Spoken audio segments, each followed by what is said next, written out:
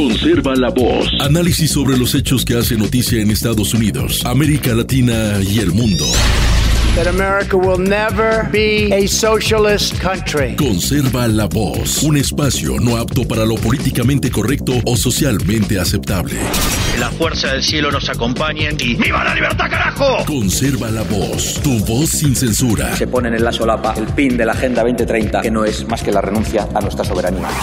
Con ustedes su anfitrión, Freddy Silva. ¿Qué tal, amigos? Reciban todos un caluroso y fuerte abrazo en este primer episodio del 2026 de Conserva la Voz.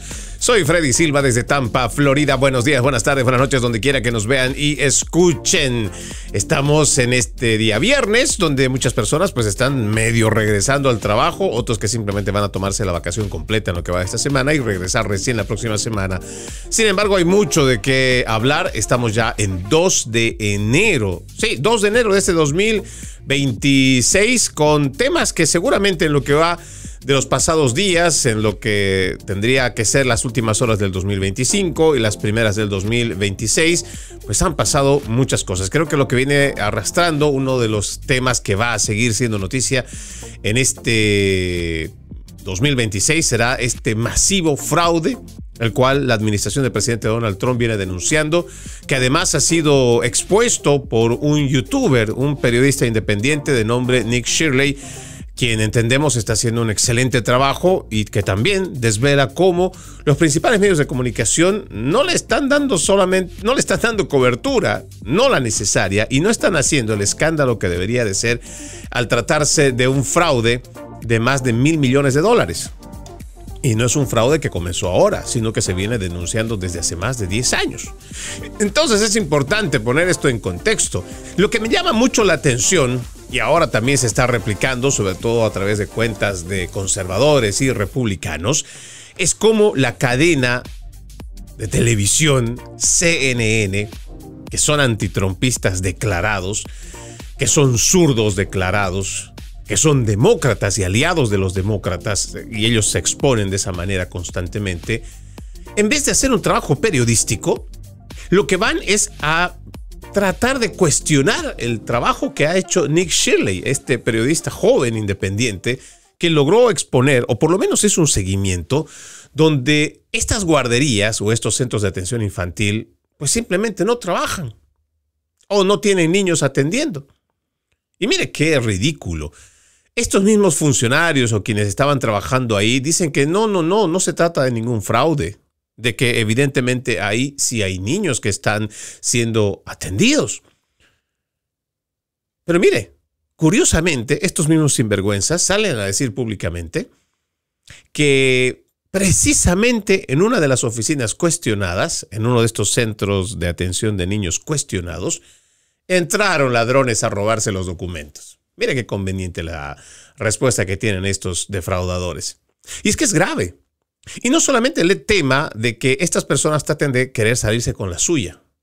Y ahora, primero, anteponen el tema del racismo. Porque ahora tratan de decir a quienes estamos denunciando sobre este masivo fraude de que esto se trata de un ataque en contra de una comunidad afroamericana. Bueno, en este caso no son afroamericanos, son somalíes, son africanos. Que porque son negros, entonces ahora se le está yendo encima a estas personas y que son estos ultraderechistas de MAGA los que están queriendo ir en contra de esta comunidad. Pero no es cierto. En su momento, cuando yo vi la entrevista que le están haciendo la gente de CNN a este muchacho, Nick Shirley, el que descubrió, que por lo menos expuso y logró poner un video viral de su trabajo de investigación, la gente de CNN se suma a esta forma de querer contrarrestar de los demócratas para que la opinión pública no vea que se trata de un fraude masivo y que tuvo que haber sido perpetrado con la colusión, con la ayuda, con la confabulación de los mismos funcionarios de izquierda. De otra manera no podría ser llevado a cabo. Entendemos que existe un trabajo de investigación de agencias federales que están sobre el gobernador Tim Walz, pero no necesariamente es la única ventana. Se está vinculando también a la representante Ilhan Omar. Y seguramente habrán muchos otros politiqueros que estarán involucrados ahí. Y lo triste es ver cómo los principales medios de comunicación, en vez de hacer un trabajo de investigación por su cuenta, lo primero es que van e increpan a este periodista Nick Shirley para decirle si realmente fue a hacer su trabajo, en qué momento estaba ahí, si realmente le parecía bien que una guardería esté o no esté cerrada, o que esté abierta al público. Le digo, tengo un desdén muy bien justificado en contra de los principales medios de comunicación, porque realmente son basura. No hacen periodismo.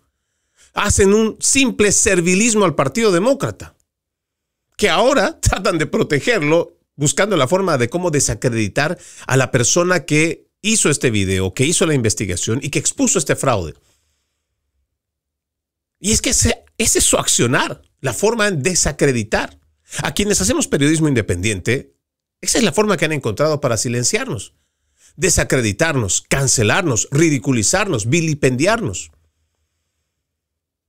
Porque solamente su narrativa es la que debe estar por encima. Y otra vez, en detrimento del pueblo americano y a favor del Partido Demócrata.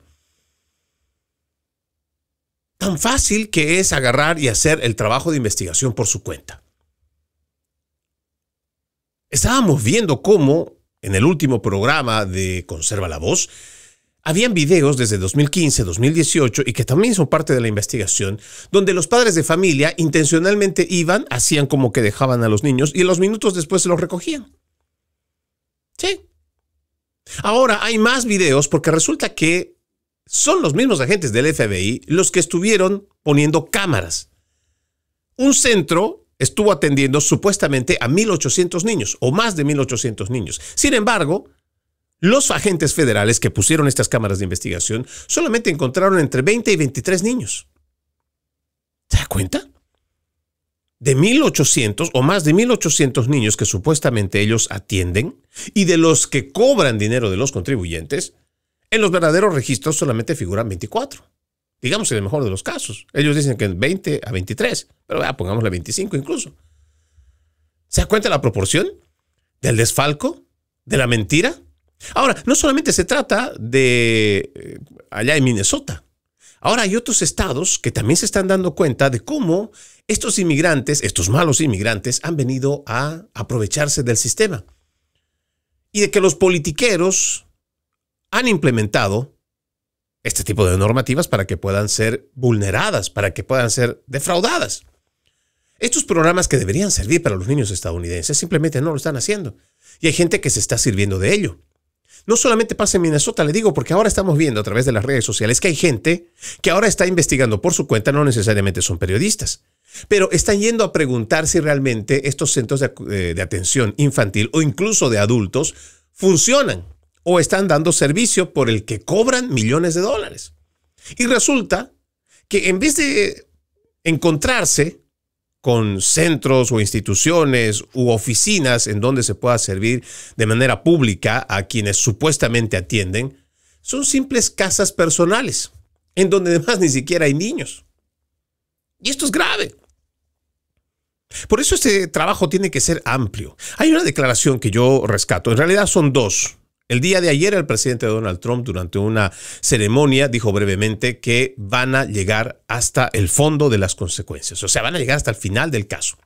Pero la secretaria de prensa de la Casa Blanca, Karoline Leavitt, también ha advertido que la gente estará esposada a medida que aumentan las consecuencias de amplias acusaciones de fraude bajo la supervisión del gobernador de Minnesota, Tim Walz. Dice: el presidente Trump no va a dejar al gobernador Walz libre de responsabilidades, haciéndose eco de los argumentos de la responsabilidad o de que la responsabilidad recae en el gobernador, ya que el presunto fraude ocurrió bajo su administración.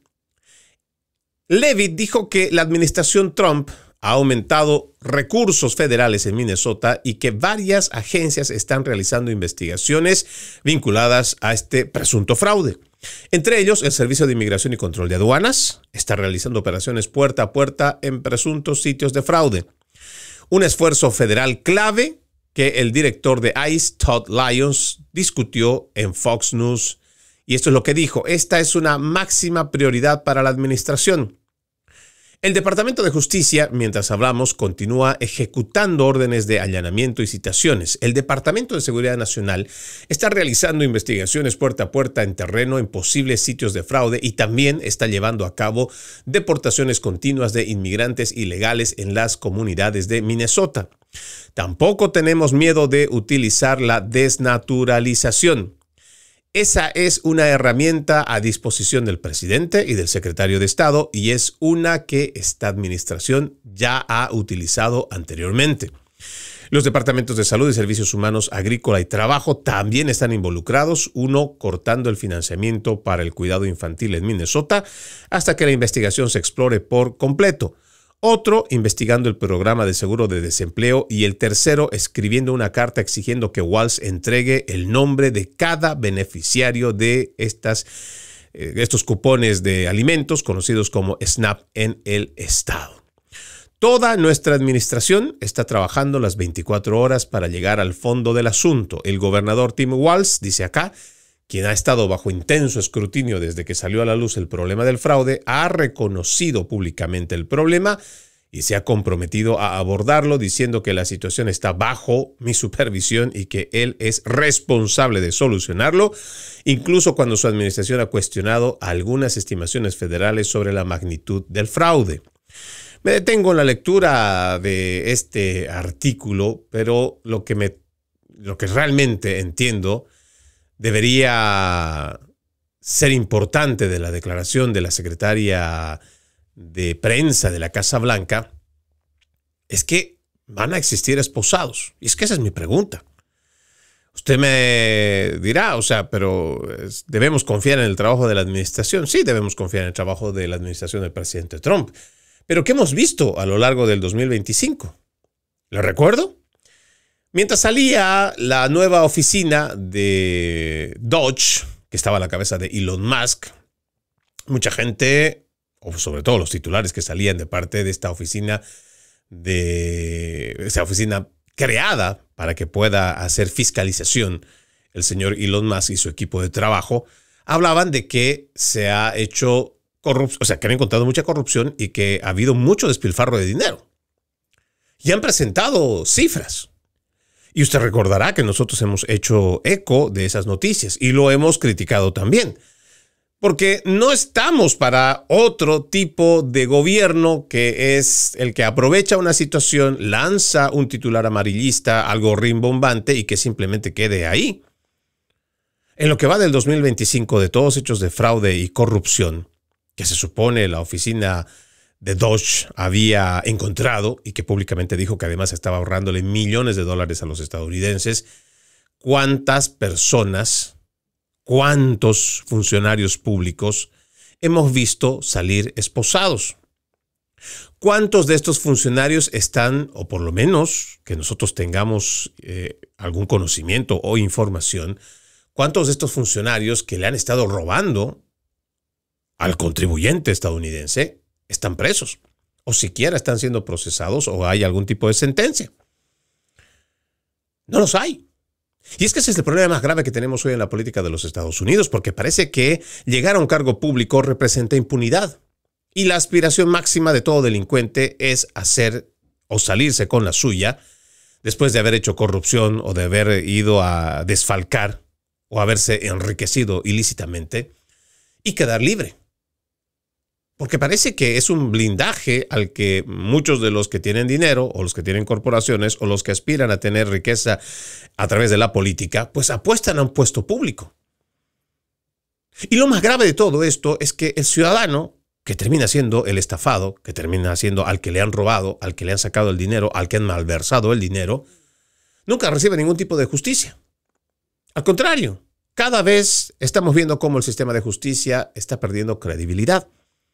Y cada vez existe menos confianza en la gente de que realmente el sector político asuma consecuencias.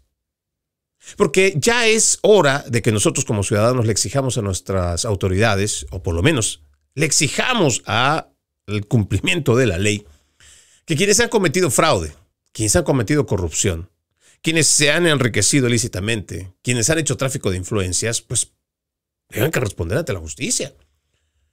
Y tiene que haber una cultura de consecuencias. Si el político sigue viendo que, aunque exista más de $1,000 millones en robo, en fraude, en engaños, que se utiliza el sistema de justicia para una persecución, por ejemplo, política, y que todo esto no tenga ningún tipo de consecuencia política, ni siquiera civil, mucho menos penal, pues entonces esta gente va a seguir haciendo lo que le da la gana, porque parece que realmente el tener un puesto público lo que hace es darle impunidad a estos criminales. ¿Por qué lo hacen? Porque saben que pueden salirse con la suya. ¿Habrá que hacer reformas en distintos tipos de leyes? Por supuesto que sí. Empezando seguramente por las normativas, las ordenanzas municipales, después las de condado, igualmente los del estado y finalmente las federales. Aunque exista leyes que sean severas, también tendremos que hacer una depuración de gente proba que esté dispuesta a hacer el cumplimiento de la ley y no a un trabajo servil a un partido político. Hay mucho que reestructurar este 2026, pero más importante aún, habrá que exigirle a este gobierno del presidente Donald Trump que, así como está diciendo la secretaria de prensa Caroline Leavitt, que hay personas que van a salir esposadas, que realmente lo veamos. Y no simplemente por buscar chivos expiatorios o para darle satisfacción a la gente, no. Es porque tiene que haber ejemplos de consecuencias, tiene que haber otra vez una cultura de consecuencias, en la cual politiqueros o gente que aspira a la política sepa que hay normativas y que hay un pueblo estadounidense cansado de este privilegio de la casta política y que va a buscar consecuencias. Y que esto no se puede quedar así. No se puede quedar así. Hay un dato que me parece importante, solamente por mencionarlo, ya casi cerrando con este tema. Dice, la auditoría de 2012 encontró, y esto es por parte de la oficina del Inspector General del Departamento de Salud y Servicios Humanos. Este es un dato que me parece crucial sobre este escándalo de las guarderías infantiles de Minnesota. Dice que una auditoría publicada casi una década antes de la administración Trump atacara a los 10,000 lakes, o sea, reveló que casi una quinta parte de todo el dinero de los contribuyentes destinado a los centros de cuidado infantil en el estado de Minnesota, aproximadamente $16 millones, estaba siendo malversado. Este es un informe de la Oficina del Inspector General, la HHS-OIG, del Departamento de Salud y Servicios Humanos, que publicó en julio del 2016 y encontró que al menos 18.91% de todos los pagos federales a los centros de cuidado infantil de Minnesota en el año fiscal de 2012 fueron marcados como indebidos. ¿Se da cuenta? Casi el 20%. Cabe destacar que Minnesota no reveló a los auditores cuántas organizaciones que recibieron pagos erróneos habían sido señaladas por funcionarios estatales o remitidas a las autoridades por violaciones. Los funcionarios estatales tampoco descalificaron a ninguno de los presuntos estafadores para que no obtuvieran más dinero de los contribuyentes, a pesar de no haber verificado a varios proveedores que facturan por el mismo niño al mismo tiempo, ni realizado visitas in situ a los sobreceptores de los fondos, es lo que señala este informe. O sea que estos funcionarios, una vez que se señala de que estas personas han cometido violaciones o que no han cumplido con ciertos requisitos, simplemente no los han puesto en una lista para excluirlos. No.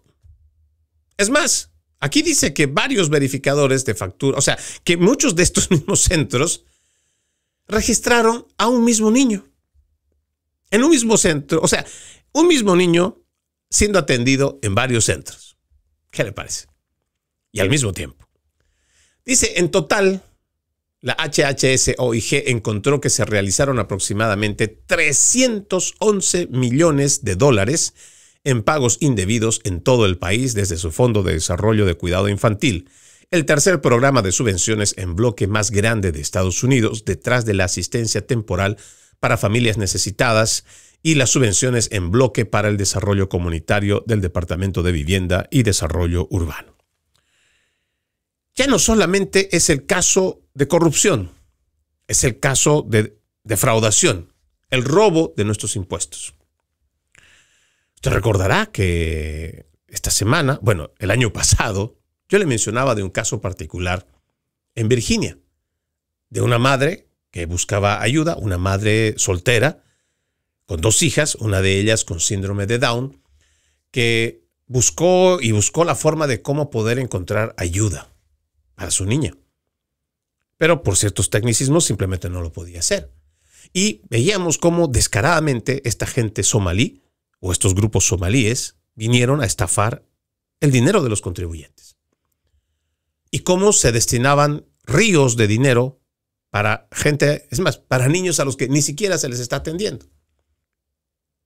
Ahora, esto que nos está mostrando este informe, o que estamos encontrando de un informe de hace 10 años, ya nos dice que se dieron alertas. Nos está mostrando que, o sea, de una manera se advirtió de todo este fraude. Y que han venido cometiendo. Y que lo siguen haciendo. El tema ahora pasa no solo por el hecho de que las personas han encontrado la forma de cómo robarle al Estado, al gobierno federal. Lo más grave, desde mi punto personal, es que se ha retirado la ayuda o le han quitado la ayuda a niños americanos que realmente lo necesitan. Guste o no escucharle. Y no es que sean los niños americanos ciudadanos de primera clase y los de inmigrantes ilegales o legales, no sé, de segunda clase. No. Se trata de prioridades, además de sentido común. Usted puede ser una persona muy buena gente, puede ser un muy buen samaritano, que seguramente si ve a una familia al caminar de su trabajo a la casa y están en condición de calle, usted puede ser generoso de llevarles un plato de comida y asistirle con un plato de comida para que ese día pues no pasen hambre. Pero si usted es una persona que está ya en el borde de la línea de la pobreza, en su casa hay 3 niños, su esposa no trabaja porque debe cuidar a los 3 niños, yo entiendo que su noble corazón pueda tener que limitarse. ¿Por qué? Porque habrá prioridades que atender en su casa. No le va a llevar de comer a la gente de afuera cuando en realidad sus niños pueden estar necesitando ese plato de comida en casa. Cuando $10, que parece nada, que parece muy poco, le puede servir para un par de zapatos, medias o lo que sea para sus hijas.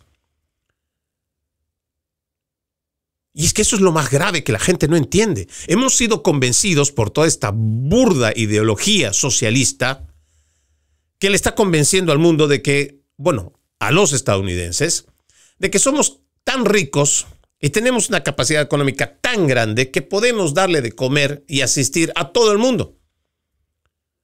Mentira. Nuestra prioridad siempre tiene que ser el ciudadano americano, le guste o no. Y después el resto de la gente. Y después, mucho después, fuera de nuestras fronteras. Tenemos que tener prioridades. Será aquí en los Estados Unidos, donde tenemos que tener esa visión y cambio de paradigmas. Ya basta de toda esta idea del buenismo que ha traído toda esta corriente progresista. Tenemos que hacernos cargo primero del país y de las cosas malas que están pasando y empezar por la politiquería. Se lo dije, este 2026 habrá que hacer esfuerzos para también cambiar la mente del ciudadano americano de que con gusto paga los impuestos. Porque si bien es cierto, en años anteriores, esos impuestos estaban muy bien reflejados en las carreteras, en los hospitales, en las escuelas y demás servicios que este sistema necesita para poder seguir funcionando. Y está bien. Pero cuando hay un exceso de recaudación, esta gente, estos politiqueros, no saben qué hacer con este dinero y por eso lo despilfarran. Uno. Y ven la forma de cómo agarrar y robarse un pedazo para ellos. ¿Por qué? Porque hay un exceso en las arcas. Un exceso que no debería de ir a estas arcas y que debería quedarse en el bolsillo de cada ciudadano que trabaja duramente y que es el que contribuye para que este sistema funcione. Tenemos que otra vez restituir esta idea de America First. Primero, Estados Unidos de Norteamérica. Primero, los ciudadanos americanos. Parece mentira, pero este cuento de que somos una nación extremadamente rica, extremadamente generosa, pues se lo han creído los de afuera y por eso están viniendo. Pero no somos. Revise la media. Le puedo asegurar que usted a veces le van a sobrar los dedos de una mano, de una sola mano, de gente cercana que conozca, con los que ha tenido contacto, con los que habla, que están dentro de esa clase rica privilegiada. Le puedo apostar. Con los dedos de una mano, le sobran dedos ahí. Porque el resto de la gente que seguramente conoce es como quien les habla, gente de la clase media. O aún gente emergente, de la clase media emergente, que estaba saliendo de la línea de la pobreza. Porque no se olviden que cuando llegamos de nuestros países, estamos en la línea de pobreza. Que después de 3, 4 años de trabajo duro, esforzado, que puede usted tener su negocito o tener su trabajo, seguramente está siendo una clase media emergente. Y somos la mayoría. Y no nos está sobrando el dinero para regalarlo. A muchos, y le digo, cuando yo recuerdo, todavía cuando trabajaba allá en Telemundo por el 2016, un informe aquí en la Florida Central ya decía que la comunidad hispana en el corredor de la Florida Central ya no alcanzaba para tener capacidad de ahorro. O sea, quiere decir que un alto porcentaje de la población hispana aquí en el centro de la Florida estaba viviendo cheque tras cheque. Que si usted en su cheque gana $2,500, $3,000 mensual, prácticamente eso era simplemente para cubrir la renta, los seguros, la gasolina y la comida. Y ya estaba teniendo problemas para el tema de la vestimenta. O si usted tenía una emergencia, por ejemplo, se le revienta la llanta de un carro, se le rompe el aire acondicionado del vehículo o tiene algún desperfecto que necesita reparación, ya usted no tiene ese dinero. O no ha tenido tiempo de ahorrarlo porque siempre hay una emergencia y están viviendo cheque a cheque. Y le estoy hablando de un informe de 2016, hace 10 años. Ahora, pongámonos a pensar que en los últimos 5 años tuvimos una pandemia. O sea, esa gente que ya vivía al borde del cheque o al borde de la pobreza, casi le puedo asegurar que muchos de ellos han tenido que dejar incluso de trabajar para sí mismos. O sea, han quebrado sus empresas. Y muchas personas ni siquiera han podido recuperarse hasta el día de hoy.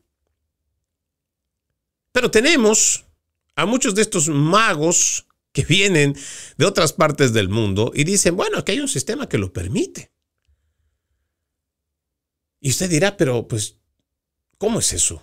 Nosotros estamos en pobreza, nos está faltando dinero para poder ahorrar o por lo menos para poder satisfacer alguna emergencia, incluso algún gusto de nuestros hijos, no necesariamente un viaje a Disney, no ir a vacacionar a Disney World, tal vez un pequeño viaje de una ciudad a otra nomás que no esté muy lejana a la que usted vive.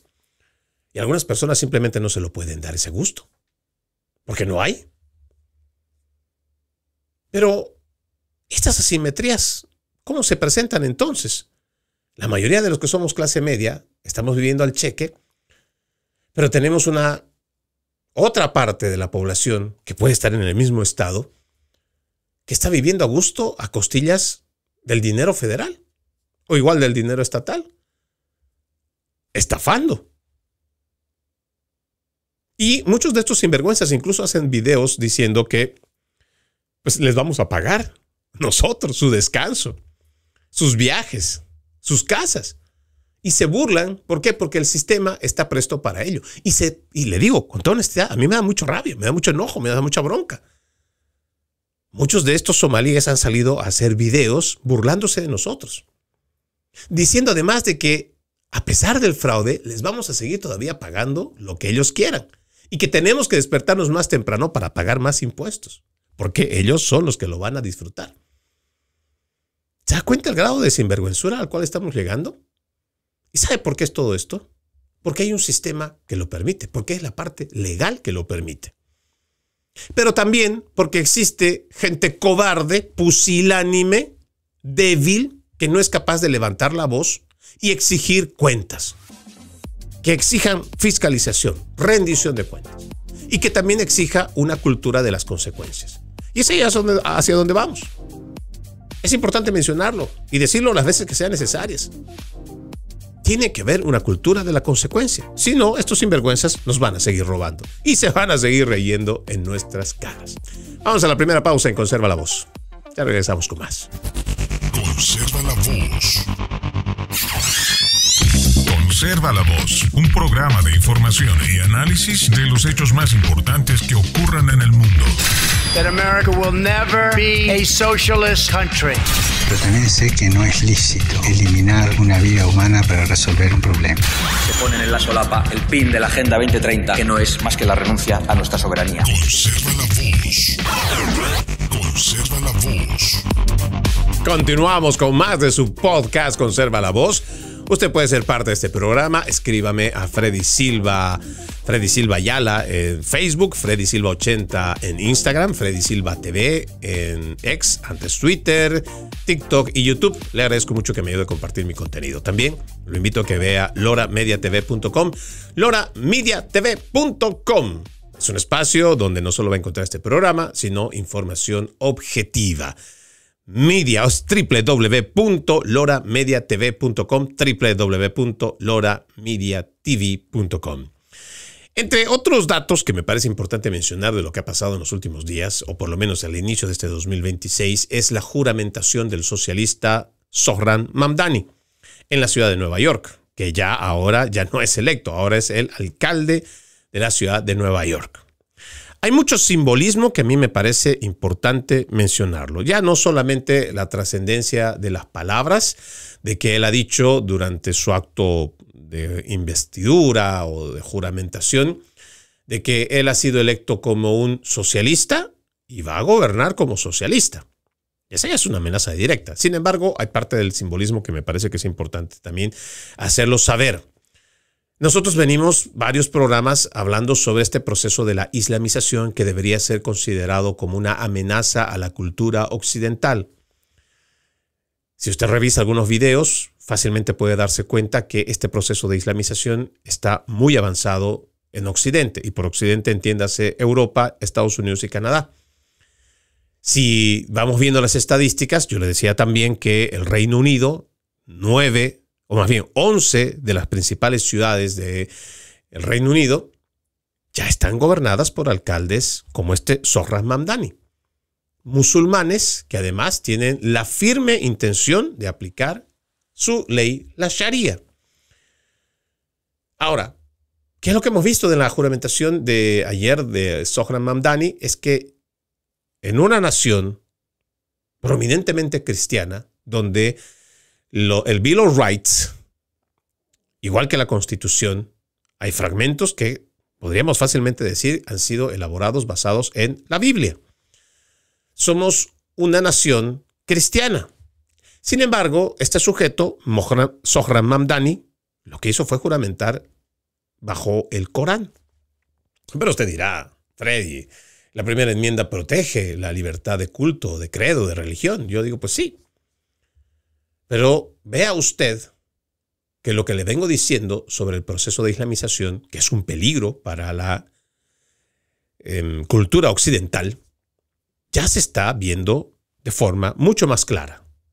Podría usted decir al principio, Freddy, usted está exagerando mucho, pero créanme, no es así. Esta idea, o por lo menos este tema del fraude somalí, no se olviden que muchos de ellos también son islamistas. En este video que yo le decía antes de ir a la pausa, o de videos de estos somalíes que se burlan de los estadounidenses, que además dicen que van a seguir robando, van a seguir recibiendo el dinero y que somos nosotros los americanos los que tenemos que salir a trabajar más temprano para pagar nuestros impuestos para que le llegue más dinero a ellos, pues esta gente también es islámica. Y ahora quieren usar el tema de la islamofobia, una aversión hacia los islamistas solamente porque son islamistas. Y no es así. Es porque para nosotros en la cultura occidental es incompatible nuestras creencias y nuestra forma de vivir, que es muy distinta a la de esta gente, a los islamistas. Su implementación de la Sharia yo no la comparto y no la quisiera compartir y realmente no me interesa siquiera compartirla. Si esas personas realmente quisieran tener la buena voluntad de convivir con el cristianismo, pues lo demostrarían. Sin embargo, estamos viendo que cada vez hay formas más agresivas de adoctrinamiento en las escuelas. Ya ni hablar de las universidades. Y ahora estamos viendo en la parte política. Y es que el Partido Demócrata ha visto que es importante aliarse con este proceso de islamización. Aunque yo estoy seguro que ellos saben, pero ante la opinión pública prefieren no saberlo. Esto es algo condenatorio para ellos mismos.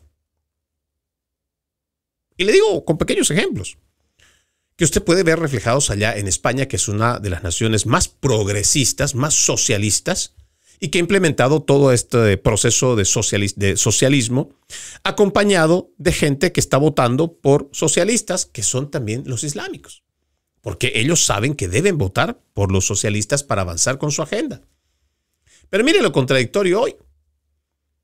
Las feministas, que son aliadas de estos socialistas, sobre todo las feministas radicales, que piden igualdad y todo esto, ahora se están dando cuenta que al haber permitido tanto inmigrante musulmán entrar a España, las están simplemente colonizando.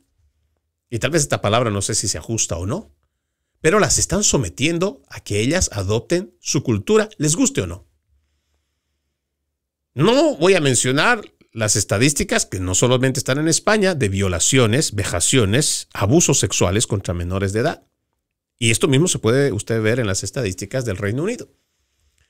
Por parte de inmigrantes del Islam. Quienes para ellos, el momento que la mujer menstrua ya es mujer. ¿Se da cuenta las similitudes?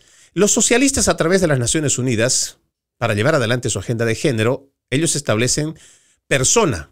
Ya no diferencian niño, bebé, adolescente o adulto. No, ellos dicen persona. ¿Ve las similitudes que ahora tienen algunos islamistas que consideran que la mujer, una vez que comienza a menstruar, o sea, la niña que está pasando a ser adolescente, entonces se pueden casar con ellas? Y las pueden tomar incluso por la fuerza, porque incluso su cultura les permite comprarlas, porque los padres pueden venderlas. Y esto parecía una cosa muy lejana, que jamás iba a pasar allá en Europa. Sin embargo, esto está sucediendo. Por eso le digo que mucha de nuestra cultura occidental es incompatible con el Islam.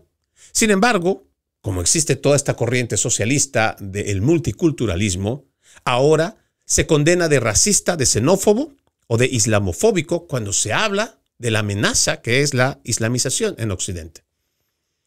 Y ahora, le decía, este tema de la denuncia de fraude en Minnesota quiere llevarse por esa línea. Pero veamos, no solamente estamos hablando de que Zohran Mamdani, el alcalde de Nueva York, flamante alcalde de Nueva York, que además de públicamente decir que fue elegido como socialista y va a gobernar como socialista, jura con el Corán. El siguiente paso que da, y esta es una denuncia que sale en un grupo judío de derechos civiles, que ya ha salido a exigirle respuestas a Mamdani porque resulta que han eliminado publicaciones sobre la lucha contra el antisemitismo de la cuenta del alcalde de Nueva York. ¿Sí? Mire acá. Un grupo judío de derechos civiles está exigiendo respuestas al recién nombrado alcalde Zohran Mamdani después de que publicaciones anteriores sobre la lucha contra el antisemitismo fueran eliminadas de la cuenta oficial del alcalde en X de la Gran Manzana, pues lo que ha generado serias preocupaciones legales. El socialista demócrata, el primer musulmán en dirigir el ayuntamiento, ha sido acusado de eliminar 2 publicaciones de la era de Eric Adams que destacaban la lucha de la ciudad contra el antisemitismo, que se compartieron horas antes de que Mamdani asumiera el cargo y tomara el control de la cuenta el jueves. Esto es lo que ha dicho el Centro Nacional de Defensa Judía. Su declaración: es difícil exagerar lo inquietante que es uno de sus primeros actos como alcalde de la ciudad de Nueva York, en su primer día en el cargo, haya sido eliminar los tweets oficiales de @New York City Mayor que abordaban la protección de los neoyorquinos judíos. Es lo que dice la organización en una carta dirigida al alcalde Mamdani. Cuando uno ve los procesos de la islamización, es donde nosotros empezamos a poner las banderas rojas y las alertas. Porque para mucha gente seguramente el mencionar de que, pero si ha quitado solamente 2 publicaciones de X, con eso no se puede acabar el mundo. Póngale alto a ese pensamiento mediocre y vaya revisando el accionar de una vez que los islamistas, porque están acompañando este proceso de islamización, que es un proyecto a largo plazo, pero que ya tiene décadas en Occidente, van tomando una vez que asumen el poder. Se supone que hemos visto que con estos movimientos de Free Palestine, toda esta corriente zurda, progresista, que está acompañada por los demócratas, les ha permitido no solamente amenazar, golpear a estudiantes en universidades, evitar que docentes sigan dando sus clases, cerrar calles, destruir monumentos, pintarrajearlos, quemar la bandera de los Estados Unidos. Todo esto a nombre de sus convicciones en defensa de Free Palestine. Gente que también abraza la línea musulmana. Ahora, usted dirá, pero solamente ha quitado Zohran Mamdani 2 publicaciones y ahora el grupo projudío está haciendo un alboroto. No. Nosotros no deberíamos estar solo preocupados por lo que dice esta carta dirigida al alcalde neoyorquino. Deberíamos ver cómo en los últimos 3 años, por no ir tan lejos, la cantidad de ataques a la fiesta de Navidad de los cristianos, porque nosotros celebramos la Navidad, la natividad, que significa el nacimiento de Cristo Jesús. ¿Cuántos de estos eventos navideños han tenido que ser cancelados? Revise. Ante la amenaza de que grupos islamistas vandalicen o quemen incluso las iglesias, hay gente que todavía no lo quiere ver. En vísperas, o más bien en el inicio de este 2026, en Ámsterdam quemaron una iglesia que ya estaba desacralizada, ¿cierto? Porque ya hay fieles que han terminado siendo conquistados con esto del laicismo y les han adoctrinado o les han enseñado o han aprendido de que es mejor ser ateos. Y está bien, pues cada quien responderá en el día del juicio final. Es su decisión, es su libre albedrío. Pero cuando la gente sale a decir, de forma, no sé si decir ingenua, que eso no se trató de un ataque de islamistas, pues me parece que es muy ingenuo, exageradamente ingenuo. Pero sí es cierto de que las autoridades están prefiriendo no decir directamente que fueron inmigrantes islámicos los que procedieron a la quema de esa iglesia. Pero otra vez revisemos las estadísticas. La persecución, la tortura y el asesinato contra cristianos, por ejemplo, en el continente africano, lo están haciendo los islamistas. La tortura, persecución, fusilamientos, asesinatos en Siria, lo están haciendo los islamistas. Así podemos revisar.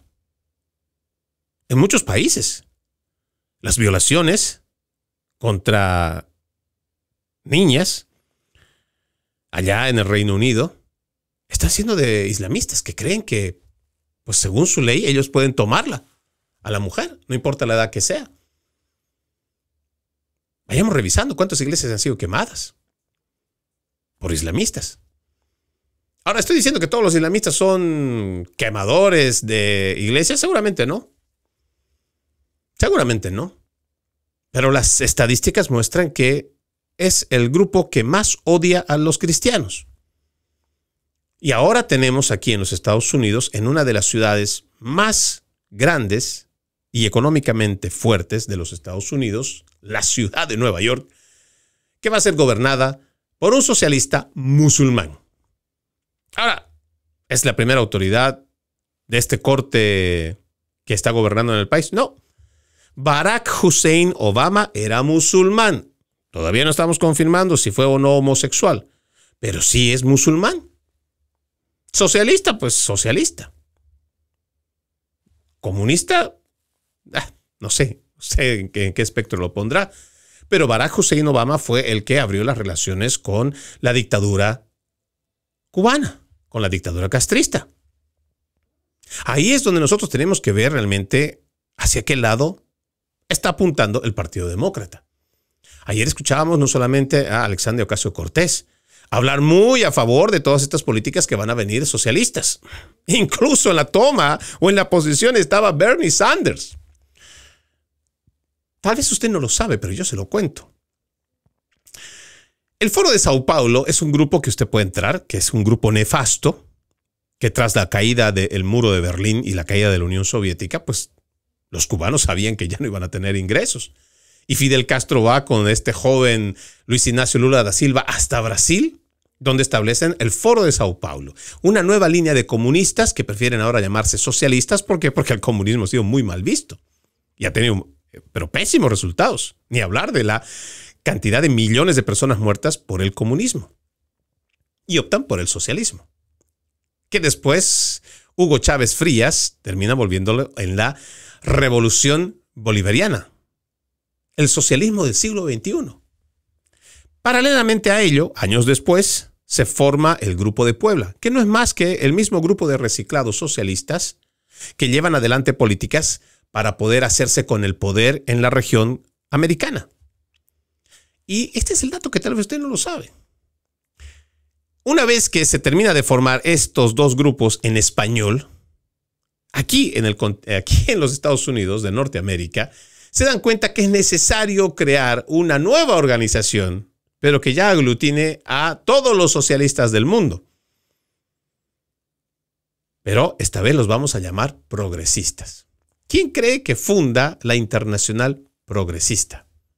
Pues nada más y nada menos que la esposa de Bernie Sanders. Puede usted revisar los datos. No es un invento mío. Cuando usted entre a la página oficial de la Internacional Progresista, usted va a poder encontrar quiénes son los que conforman este grupo. Y va a ver también que muchos de estos ya están en la política doméstica de muchos países de la región y además en otros países del mundo. Esta gente tiene clara, muy pero muy clara, lo que quieren hacer. Por un lado, van a potencializar para toda esta corriente progresista y van a tener financiamiento porque hay dinero para hacerlo. Si no, créanme, sin el dinero de George Soros, sin el dinero de la Open Society, sin el dinero de Bill Gates, sin el dinero de Rockefeller Foundation o de la Ford Foundation, ninguno de estos proyectos socialistas estaría vigente.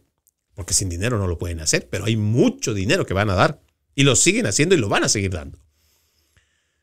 Por eso es que nosotros tenemos que abrir los ojos. Hay muchas entrevistas que explican por qué los islamistas van a abrazar cualquier política socialista. Porque son más fáciles de corromper, son más corruptibles. Son más fáciles de convencer porque no tienen convicciones. Y una vez que ellos asuman el poder, va a pasar lo que hoy está pasando en Europa. Han permitido una invasión migratoria masiva y descontrolada.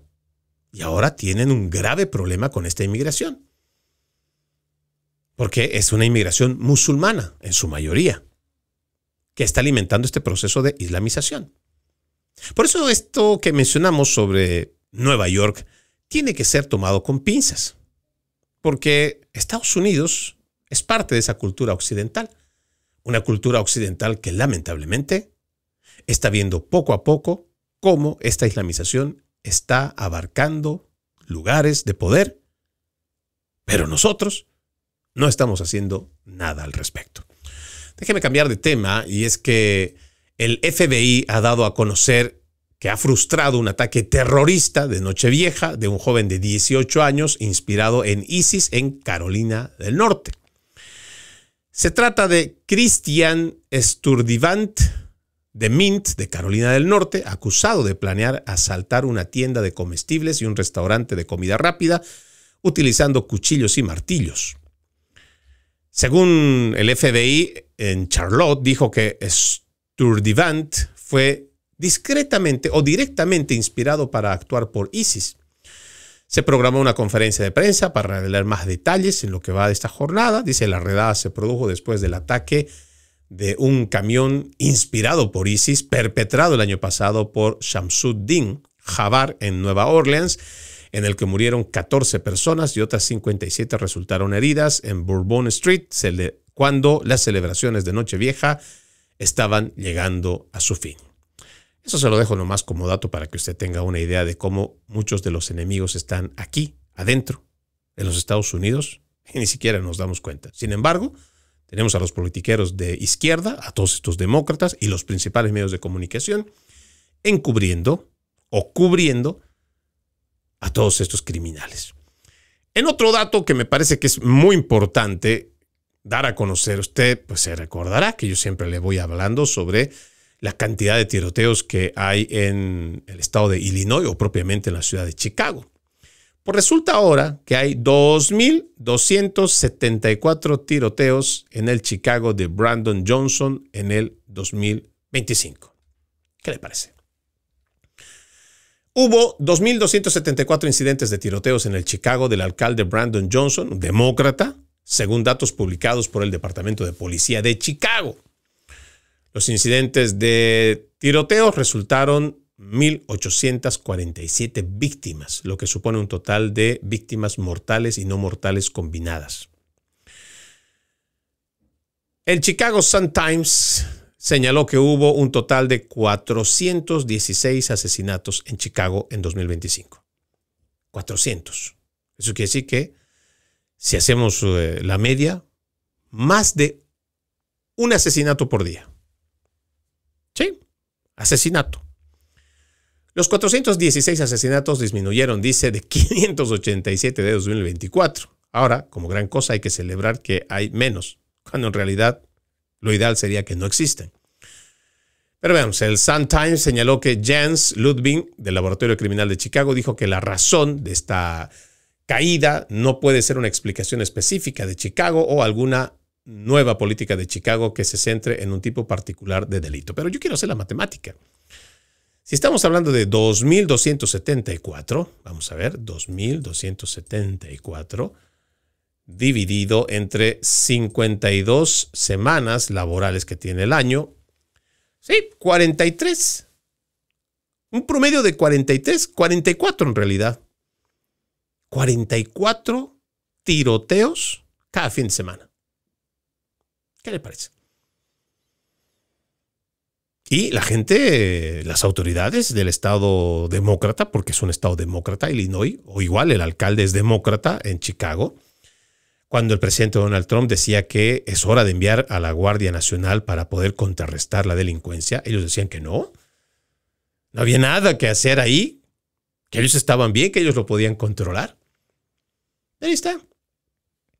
El teatrito de los demócratas, que son los que impulsan la supresión de la segunda enmienda para quitar las armas a los estadounidenses, simplemente se cae.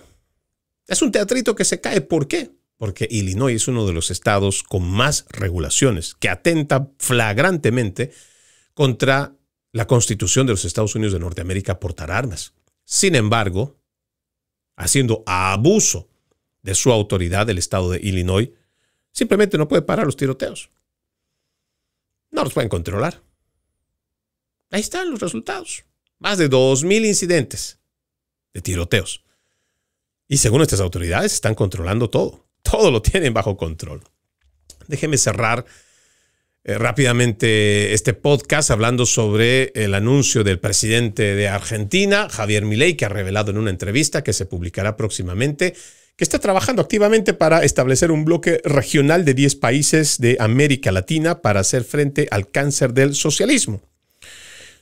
Cuando fue entrevistado por Andrés Oppenheimer para CNN en español, Milei medio publicó un breve fragmento antes de la emisión de la entrevista completa del 11 de enero. El presidente argentino, dice aquí, es un férreo opositor al socialismo y a todas sus formas de colectivismo. Aún no le hemos dado nombre, pero ya hay un grupo de 10 países trabajando en ello y seguiremos avanzando. Intentamos formar un bloque en el que nuestra propuesta es abrazar las ideas de libertad y enfrentar el cáncer del socialismo en sus formas diversas, ya sea el socialismo del siglo XXI, el socialismo progresista, por no mencionar las versiones más extremas. Yo solamente quiero cerrar esto que dice Javier Milei, porque me parece que es importante mencionar que durante la Segunda Guerra Mundial, los aliados y la cantidad de países en el mundo que luchó contra el comunismo, lo que le faltó, además de derrotar al ejército de Hitler y ver la forma de contrarrestar también a la Unión Soviética, era condenar públicamente el comunismo. Porque de otra manera, si nosotros como naciones del mundo, después de semejante atrocidades que se vieron durante la Segunda Guerra Mundial, hubiéramos condenado el comunismo, pues ya sería una práctica en las escuelas públicas para que se rechazara siempre el comunismo, o todas estas ideas colectivistas, o esta idea inmoral de aprovecharse del trabajo de las otras personas. Por eso es importante, y yo rescato lo que hace en su trabajo el presidente de Argentina, Javier Milei. Tienen que haber muchas más corrientes por la libertad. Y entender que la libertad no es hacer lo que les da la gana, sino la libertad con responsabilidad. Es lo que siempre se debería promover. Y que debe haber un respeto a la propiedad privada, pero más importante a la vida. Sí, tiene que haber un respeto a la vida, a la dignidad humana. Propiedad privada, la soberanía de las naciones, para así evitar que organismos supranacionales como las Naciones Unidas o el Foro Económico Mundial siguen interviniendo con todas sus políticas progresistas. Habrá que hacer un examen de conciencia para ver cuál es el rumbo que América Latina quiere después de todo el fracaso del socialismo que tiene décadas llevándose. Ojalá entremos en una profunda reflexión y nos sumemos también a este esfuerzo que van a hacer estas supuestas 10 naciones que ya están hablando para hacer un bloque para contrarrestar este socialismo en este 2026. Soy Freddy Silva desde Tampa, Florida. Buenos días, buenas tardes, buenas noches, donde quiera que nos hayan visto y escuchado. Antes de irme, permítame leer este extracto de la palabra. Este es el testimonio que dio Juan el Bautista cuando los judíos enviaron desde Jerusalén a unos sacerdotes y levitas para preguntarle: ¿quién eres tú? Él reconoció y no negó quién era. Él afirmó: yo no soy el Mesías. De nuevo le preguntaron: ¿quién eres pues? ¿Eres Elías? Él le respondió: no lo soy. ¿Eres el profeta? Respondió: no. Le dijeron: entonces dinos quién eres para poder llevar una respuesta a los que nos enviaron. ¿Qué dices de ti mismo? Juan les contestó: yo soy la voz que grita en el desierto. Enderecen el camino del Señor, como anunció el profeta Isaías. Los enviados que pertenecían a la secta de los fariseos le preguntaron: entonces, ¿por qué bautizas si no eres el Mesías, ni Elías, ni el profeta?